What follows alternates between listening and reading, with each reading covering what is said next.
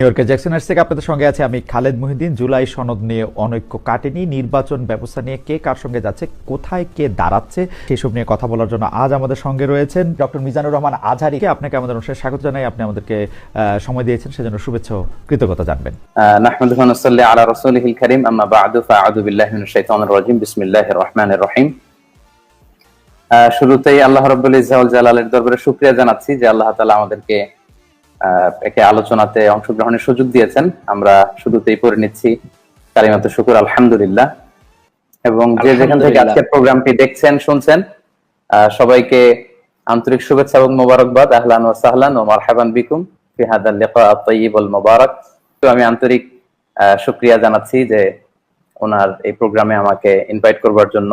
তো অনেক আগ থেকে আমাকে জানিয়েছিলেন যে এরকম একটি লাইভ আমাদের করা দরকার। তো আমার ব্যক্তিগত কিছু ব্যস্ততা থাকার কারণে আসলে সেটির সুযোগ হচ্ছিল না।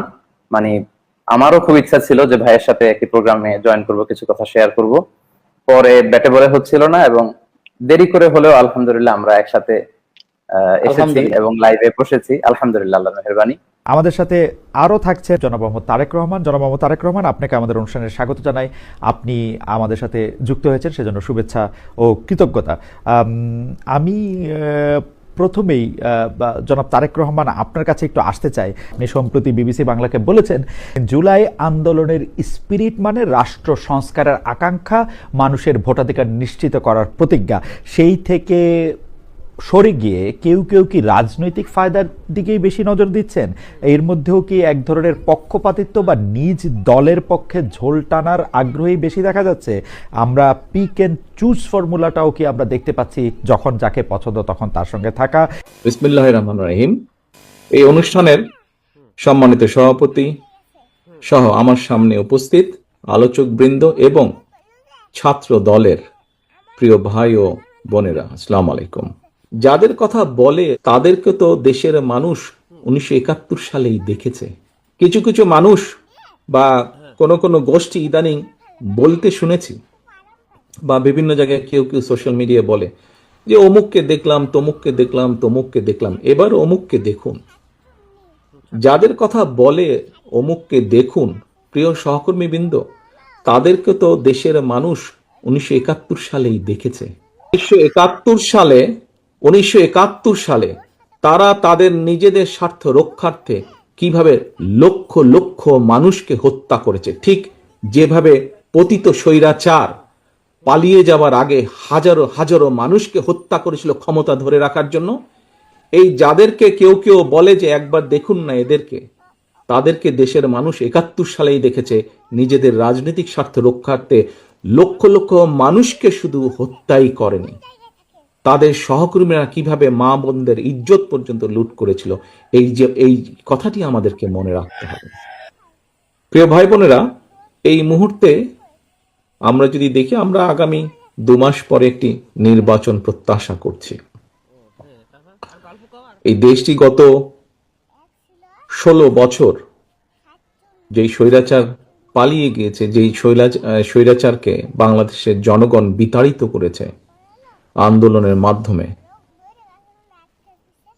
সেই স্বৈরাচার এই দেশের প্রত্যেকটি ক্ষেত্রকে কিভাবে ধ্বংস করে দিয়ে গিয়েছে, এটি আমরা জীবনের পরতে পরতে অনুভব করতে পারি।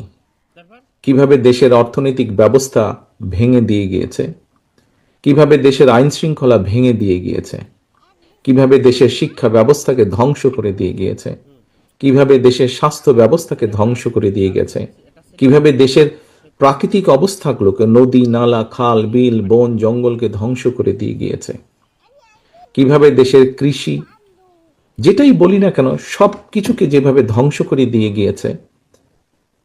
এর ভুক্তভোগী কিন্তু এই দেশের মানুষ। এখন একটি রাজনৈতিক দল হিসাবে এবং এই মুহূর্ত পর্যন্ত আত্মবিশ্বাসের সঙ্গে আমরা বলতে পারি, বাংলাদেশের জনপ্রিয় রাজনৈতিক দল হিসাবে বিএনপির দায়িত্ব হচ্ছে দেশকে সঠিকভাবে পরিচালনা করা। দেশের মানুষ যখন বিএনপিকে দেশের দায়িত্ব পরিচালনার দায়িত্ব দেবে। প্রিয় ভাই বোনেরা, যেদিন স্বৈরাচার পালিয়ে যায়, আমাকে মহাসচিব সাহেব তখন ফোন করলেন। ফোন করে বললেন যে জাতীয় সরকার গঠিত করলে ভালো হয় কিনা, অথবা আমরা জাতীয় সরকারে যাব কিনা। তখন বিভিন্ন রকম একটা হেফাজত কন্ডিশন। আমি তখন বলেছিলাম যে আমরা জনগণের রায় মাথা পেতে নেব, আমরা জনগণের কাছে যাব, আমরা জনগণ যে সিদ্ধান্ত দিবে তাই আমরা মাথা পেতে নেব। কাজেই আমি সেই মুহূর্তে মনে করেছিলাম যে জাতীয় সরকারে আমরা যাব না, আমাদের লক্ষ্য, আমাদের উদ্দেশ্য সবকিছু নিয়ে আমরা জনগণের সামনে দাঁড়াবো। আমরা স্লোগানে বলি যে জনগণই আমাদের সকল ক্ষমতার, রাজনৈতিক ক্ষমতার উৎস। কাজে জনগণই যদি আমাদের রাজনৈতিক ক্ষমতার উৎস হয়ে থাকে, তাহলে কেন আমরা জনগণের সামনে গিয়ে দাঁড়াবো না? আমাদের লক্ষ্য বলবো দেশকে নিয়ে, জনগণকে নিয়ে, আমাদের উদ্দেশ্য বলবো দেশকে নিয়ে, জনগণকে নিয়ে, এবং জনগণ যে সিদ্ধান্ত দেবে আমরা মাথা পেতে সে সিদ্ধান্ত নিব। প্রিয় ভাই বোনেরা, তোমাদের নিশ্চয়ই মনে আছে আজকে থেকে প্রায় 3 বছর আগে বাংলাদেশে তখনও স্বৈরাচার বিপুল দাপটে এই দেশের মানুষের বাক স্বাধীনতার গলা টিপে রেখেছে, দেশের মানুষের রাজনৈতিক অধিকারের গলা টিপে রেখেছে। কিন্তু সেই রক্তচক্ষুকে উপেক্ষা করে আমরা দেশের মানুষের সামনে সংস্কার প্রস্তাব দিয়েছিলাম, যেটি 31 দফা হিসাবে পরিচিত সকলের কাছে, তাই নয়? মনে আছে নিশ্চয়ই তোমাদের। এই 31 দফার মধ্যে তোমরা এই 31 দফা মানুষের কাছে নিয়ে গিয়েছ। আজকে আমরা 31 দফার ভেতর থেকে বিভিন্ন শ্রেণীর মানুষের কিভাবে আমরা ভাগ্যের পরিবর্তন ঘটাতে পারি, সংক্ষেপে তোমাদের সামনে আজকে 8টি সাবজেক্ট উপস্থাপন করা হয়েছে। এর মধ্যে আছে, এখানে এক বোন বলেছে সে ক্ষুদ্র জনগোষ্ঠীর প্রতিনিধিত্ব হিসেবে বলেছে, তার প্রশ্নটি অন্যরকম ছিল। অন্য অনেকেই বলেছে, শিক্ষা নিয়ে বলেছে, অনেক কিছু নিয়ে বলেছে। দেখো, বাংলাদেশ যখন 1971 সালে স্বাধীন হয়, সেই স্বাধীনতা যুদ্ধে লক্ষ লক্ষ মানুষ যুদ্ধ করেছে, লক্ষ লক্ষ মানুষ প্রাণ দিয়েছে যুদ্ধে। অর্থাৎ দেশটি স্বাধীন করার জন্য কিন্তু লক্ষ লক্ষ মানুষকে এক কাতারে এসে দাঁড়াতে হয়েছে।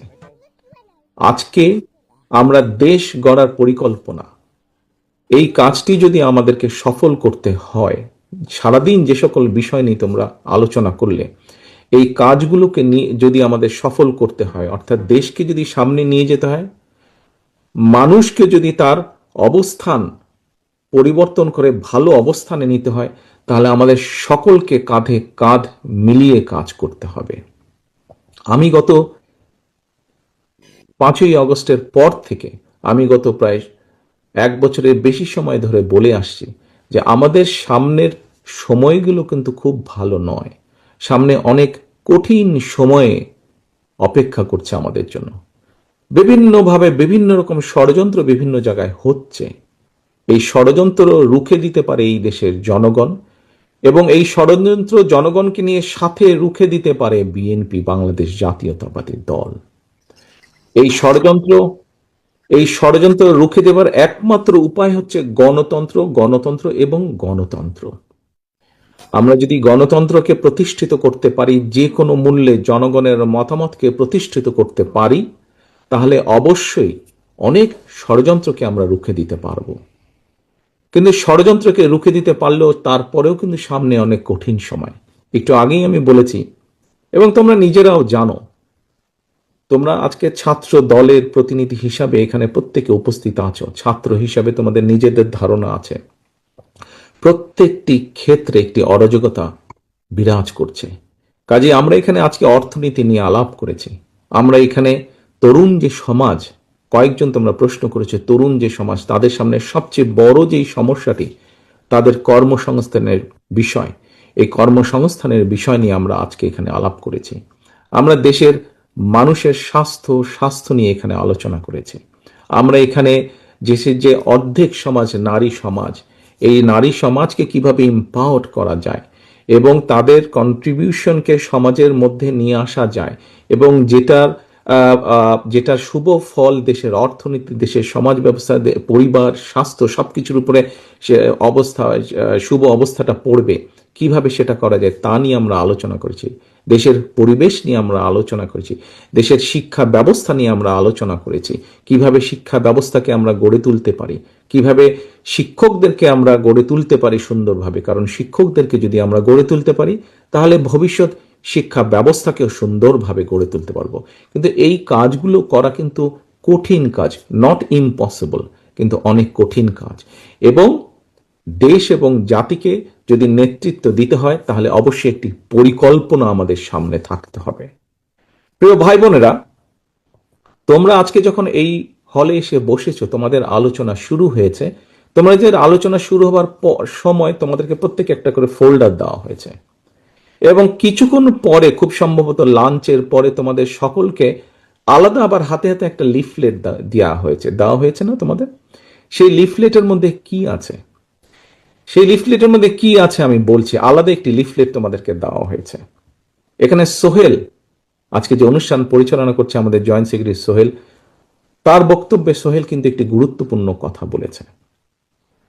আমি ব্যক্তিগতভাবে বিশ্বাস করি একটি বিষয়, আমরা যতগুলো পরিকল্পনা নিয়েছি, এই পরিকল্পনাগুলোকে সফল করতে হলে যেরকম আমাদের যোগ্য ব্যক্তিদেরকে বিভিন্ন জায়গায় দায়িত্ব দিতে হবে, কিন্তু তার থেকেও দুইটি বড় ইম্পর্টেন্ট বিষয় আছে, যেই দুইটি বিষয়কে যে কোনো মূল্যে আমাদেরকে অ্যাড্রেস করতে হবে।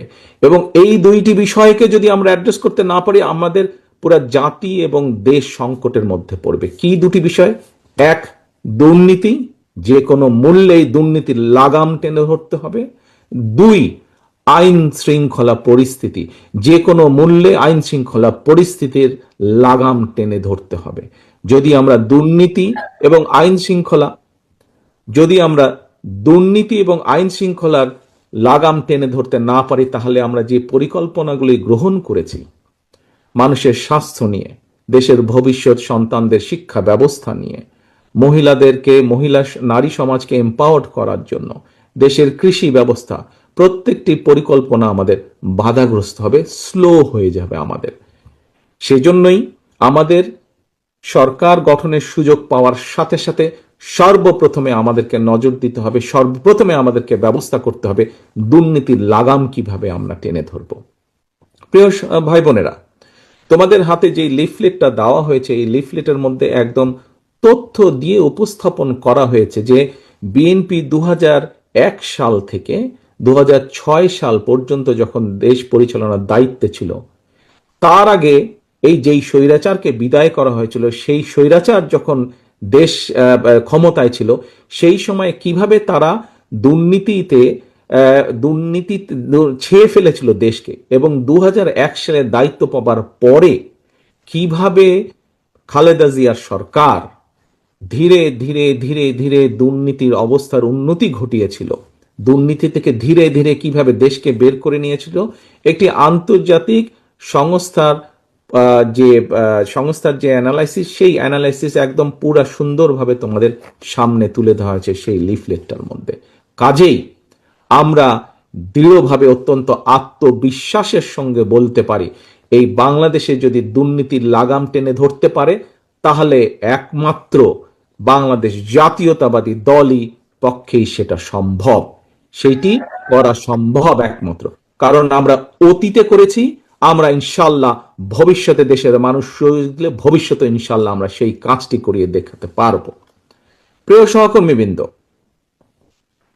কেউ কেউ বলে থাকে স্বৈরাচার যেভাবে বিএনপি সম্পর্কে, এই যে স্বৈরাচার, পলাতক যে স্বৈরাচার, তারা বিএনপির সম্পর্কে যেসব মিথ্যা প্রোপাগান্ডা ছড়াতো, আমরা ইদানিং লক্ষ্য করছি কিছু কিছু ব্যক্তি বা দল ঠিক একই সুরে গান গাইছে বা একই সুরে কতগুলো কথা বলার চেষ্টা করছে। এখন প্রশ্ন হচ্ছে, তাদেরও তো দুইজন ব্যক্তি আমাদের সাথে সেই সময় সরকারে ছিল। এই দুজন ব্যক্তি পৃথিবীতে আর নেই। দুজনই সিনিয়র মানুষ, দুজনই সিনিয়র রাজনীতিবিদ ছিলেন। তারা গত হয়েছেন। কাজেই যে মানুষ নেই তাদের সম্পর্কে অবশ্যই খারাপ কথা বলা উচিত নয়। তাদের প্রতি পরিপূর্ণ সম্মান রেখেই বলতে চাই, সেই দুইজন ব্যক্তির বিএনপি সরকারে শেষ দিন পর্যন্ত থাকা প্রমাণ করে দেয়, দুটো জিনিস প্রমাণ করে যৌক্তিকভাবে। এক, তারা অবশ্যই পূর্ণ কনফিডেন্স ছিল খালেদা জিয়ার উপরে যে খালেদা জিয়া দুর্নীতির বিরুদ্ধে যুদ্ধ করছে, সেজন্যই তারা শেষ দিন পর্যন্ত ছিল।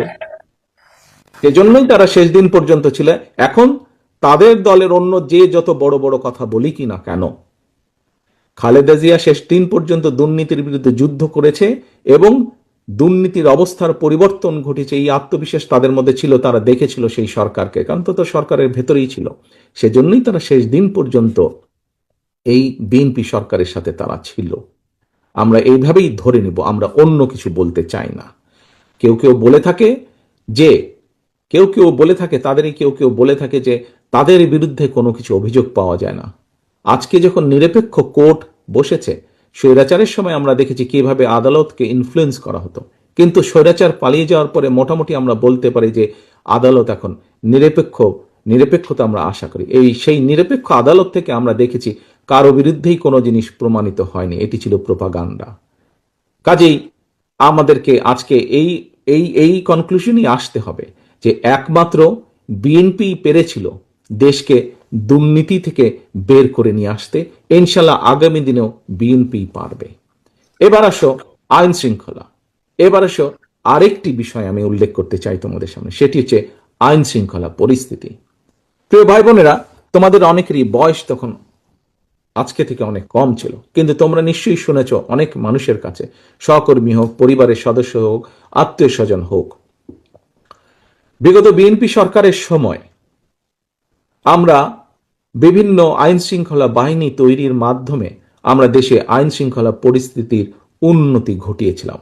হ্যাঁ, পরবর্তীকালে আমরা দেখেছি যে এই যে বিগত যে স্বৈরাচার পালিয়ে গেছে, তারা তাদের ক্ষমতার অপব্যবহার করে সেই আইন শৃঙ্খলা বাহিনীকে রাজনৈতিক স্বার্থে ব্যবহার করেছিল এবং রাজনৈতিক স্বার্থে ব্যবহার করে পুরা জাতি দেশকে বিশ্বের সামনে কলঙ্কিত করেছে। সেই আইন শৃঙ্খলা বাহিনীকেও তারা কলঙ্কিত করেছে, সেটি হচ্ছে তারা অপব্যবহার করেছিল।